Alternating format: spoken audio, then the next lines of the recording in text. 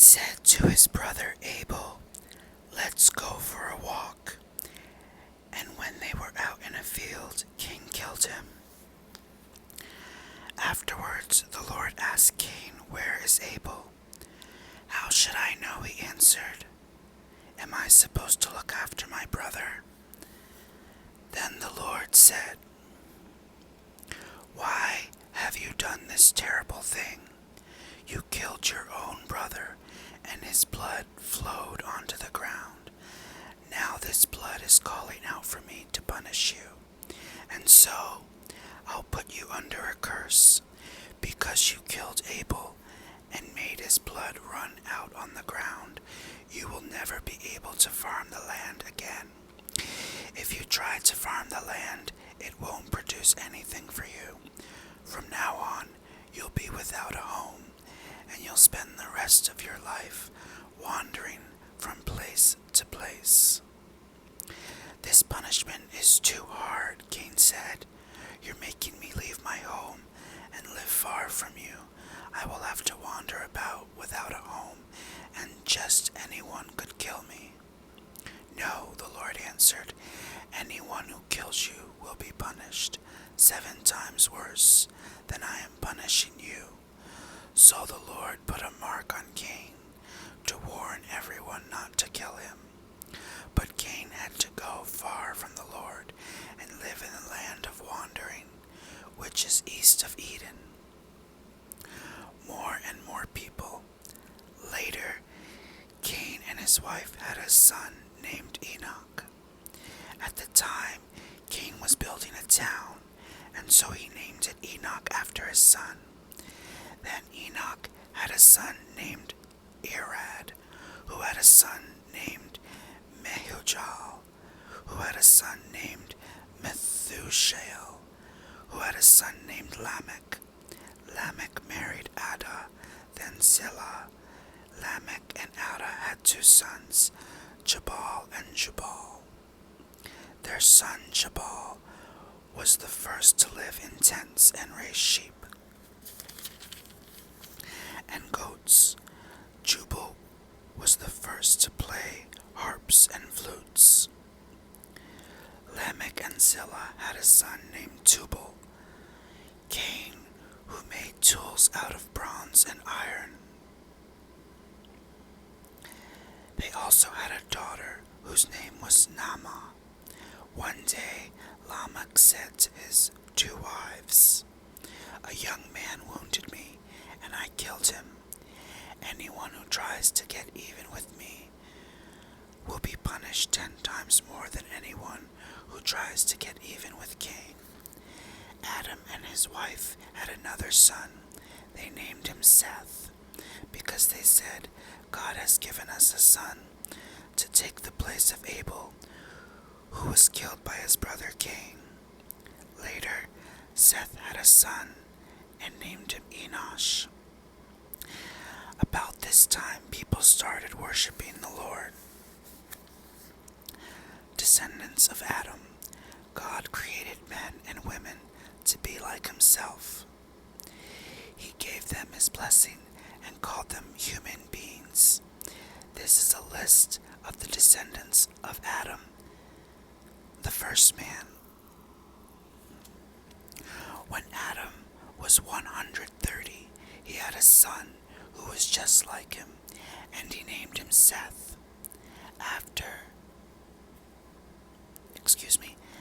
Adam had more children and died at the age of 930. When Seth was 105, he had a son named Enosh. Seth had more children and died at the age of 912. When Enosh was 90, he had a son named Kenan. Enosh had more children and died at the age of 905. When Kenan was 70, he had a son named Mahalalel. Kenan had more children and died at the age of 910. When Mahalalel was 65, he had a son named Jared. Mahalalel had more children and died at the age of 895. When Jared was 162, he had a son named Enoch. Jared had more children and died at the age of 962. When Enoch was 65, he had a son named Methuselah, and during the next 300 years he had more children. Enoch truly loved God, and God took him away at the age of 365. When Methuselah was 187, he had a son named Lamech. Methuselah had more children and died at the age of 969. When Lamech was 182, he had a son. Lamech said, "I'll name him Noah, because he will give us comfort as we struggle hard to make a living on this land that the Lord has put under a curse." Lamech had more children and died at the age of 777. After Noah was 500 years old, he had 3 sons and named them Shem, Ham, and Japheth. The Lord will send a flood.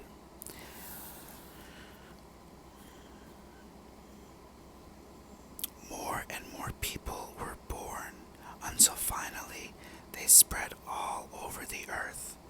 Some of their daughters were so beautiful that supernatural beings came down and married the ones they wanted. Then the Lord said, "I won't let my life-giving breath remain in anyone forever. No one will live for more than 120 years. The children of the supernatural beings who had married these women became famous heroes and warriors. They were called Nephilim and lived on the earth at that time and even later. The Lord saw how bad the people on earth were, and that everything they thought and planned was evil. He was very sorry that he had made them, and he said, "I'll destroy every living creature on earth. I'll wipe out people and animals, birds and reptiles. I'm sorry I ever made them." But the Lord was pleased with Noah, and this is the story about him. Noah was the only person who lived right and obeyed God. He had 3 sons, Shem, Ham, and Japheth. God knew that everyone was terribly cruel and violent, so he told Noah, "Cruelty and violence have spread everywhere. Now I'm going to destroy the whole earth and all its people. Get some good lumber and build a boat. Put rooms in it and cover it with tar inside and out. Make it 455 feet long, 75 feet high, and 45 feet wide. Build a roof on the boat and leave a space of about 18 inches between the roof and the sides. Make the boat 3 stories high and put a door on one side. I'm going to send a flood that will destroy everything that breathes. Nothing will be left alive, but I solemnly promise that you, your wife, your sons, and your daughters-in-law will be kept safe in the boat.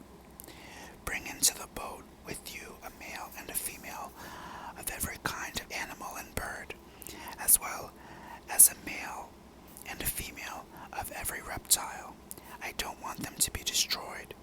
Store up enough food, both for yourself and for them." Noah did everything the Lord told him to do. The flood. The book of Genesis, chapter 7. The Lord told Noah, "Take your whole family with you into the boat, because you are the only one on this earth who pleases me. Take 7 pairs of every kind of animal that can be used for sacrifice, and 1 pair of all others. Also take 7 pairs of every kind of bird with you. Do this so there will always be animals and birds on the earth. 7 days from now, I will send rain that will last for 40 days and nights, and I will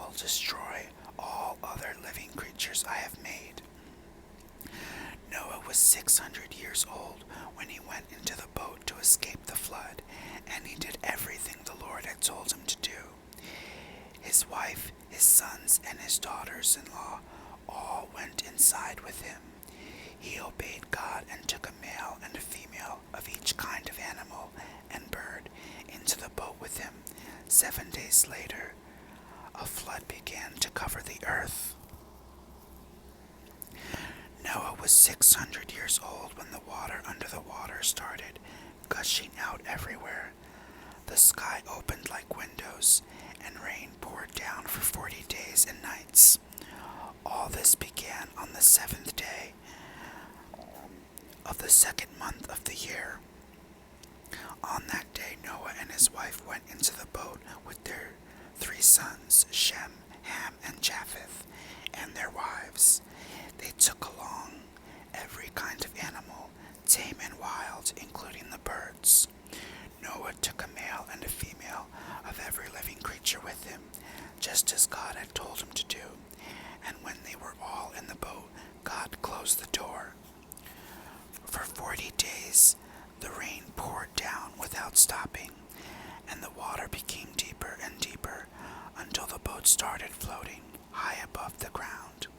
Finally, the mighty flood was so deep that even the highest mountain peaks were almost 25 feet below the surface of the water. Not a bird, animal, reptile, or human was left alive anywhere on earth. The Lord destroyed everything that breathed.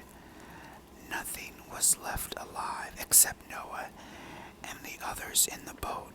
150 days later, the water started going down.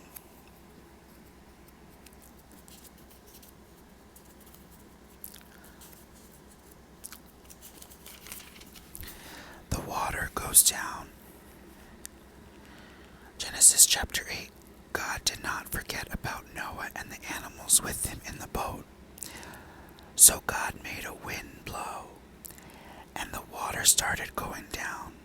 God stopped up the places where the water had been gushing out from under the earth.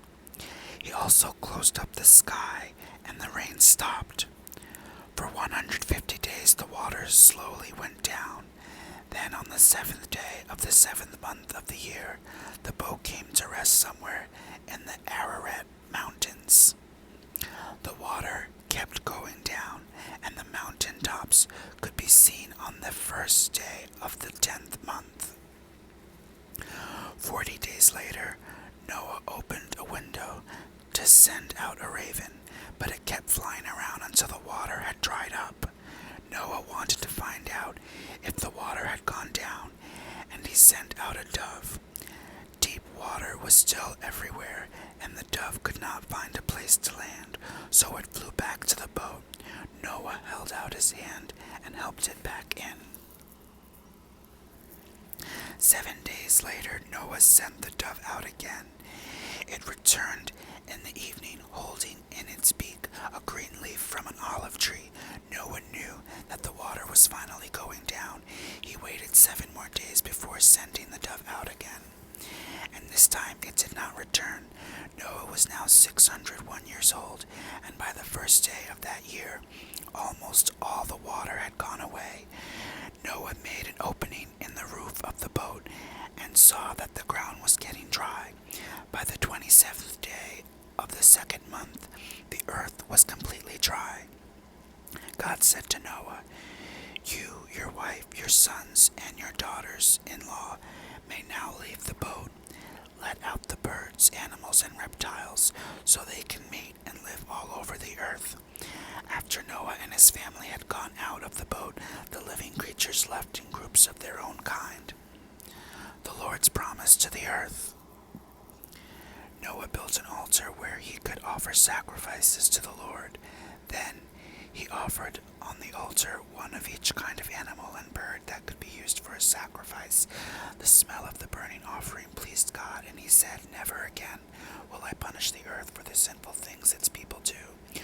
All of them have evil thoughts from the time they are young, but I will never destroy everything that breathes, as I did this time, as long as the earth remains there. As long long as the earth remains, there will be planting and harvest, cold and heat, winter and summer, day and night.